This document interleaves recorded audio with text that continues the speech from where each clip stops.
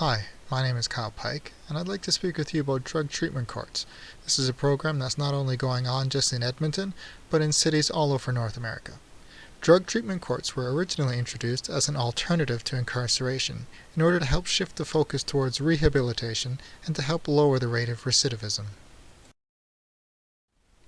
Traditionally, offenders who showed drug use or simply were arrested for drug crimes were sent directly to jail. In direct opposition to this, drug treatment courts mandate drug treatment programs and follow up with intensive judicial supervision. Individuals who go through this court system will have the opportunity to prove that they can successfully leave drug use in their past and create a healthier future for themselves. In order to prevent such a system from being abused, high-risk offenders or individuals who have proven that they will not follow through on their treatment programs will be ineligible from taking part in these specialized proceedings. In the drug treatment court, offenders are still held responsible for their actions.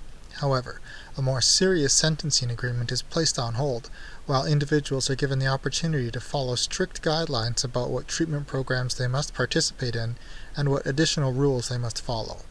Some of the rules include appearing in court more frequently to meet with a judge and to discuss progress, frequent drug tests to prove that there have been no relapses. They must attend intensive drug treatment programs, and they are also strongly encouraged to join skills development programs. There are many positive outcomes for drug treatment courts. One of the benefits is that the graduation rates are on average almost 50%. That is, almost half of all offenders who go through the program will not reoffend, and they'll stay drug-free. That's a very high success rate for a rehabilitation program dealing with addictive substances and some individuals who may have a very long criminal past. In addition, businesses have a reduction in crime rates, as drug users that used to target local businesses will no longer be a problem. As well, individuals are able to speak about how their lives have turned around and how they have attained employment, returned to school, and even rebuilt their home lives. Of course, drug treatment courts have their own problems. There are two major issues, the first being a lack of funding, and the second being an inability to track all of the data. Currently, the largest problem for drug treatment courts is that they require additional funding from the government in order to run it all. There are large overhead costs associated with additional meetings, court times, lawyers' fees, and even the costs of the treatment programs themselves. And even though there are many success stories, as soon as funding is lowered, there will be an increase in criminal activities as reoffenders do not get the treatment that they need. Currently in Edmonton, we have a drug treatment court program, but unfortunately just this month its funding has been placed in jeopardy, and it's likely that by March 31st of this year, the court program will have to end due to lack of funding.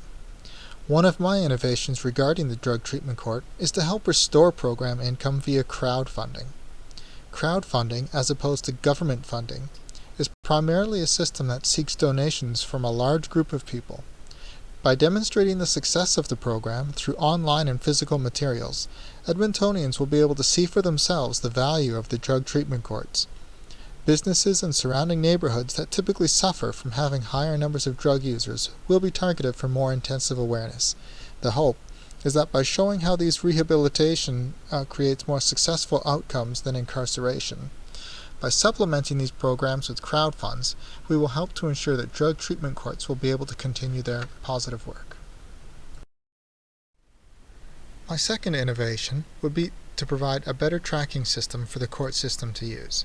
Currently, one of the larger problems associated with drug treatment courts is the lack of information.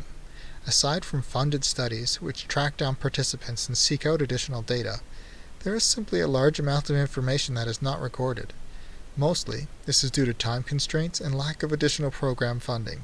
As well, individuals involved in the process are not sure what information to record, where to record it, and people looking for this information don't have a single source that they can rely on. If local software businesses were encouraged to provide time for their employees to donate hours of their time, a better solution could be found. Businesses and individuals would benefit from this arrangement, as they would receive tax credits for the time and money spent, plus they would also be able to rehabilitate local people in need. Hopefully, with these two innovations, we will be able to provide a healthier environment for Edmontonians who have ended up on the wrong side of the law due to their addictions. Drug treatment courts are an important part of the legal system, and I believe that a modern society should be doing more to help rehabilitate its citizens whenever possible. Thank you.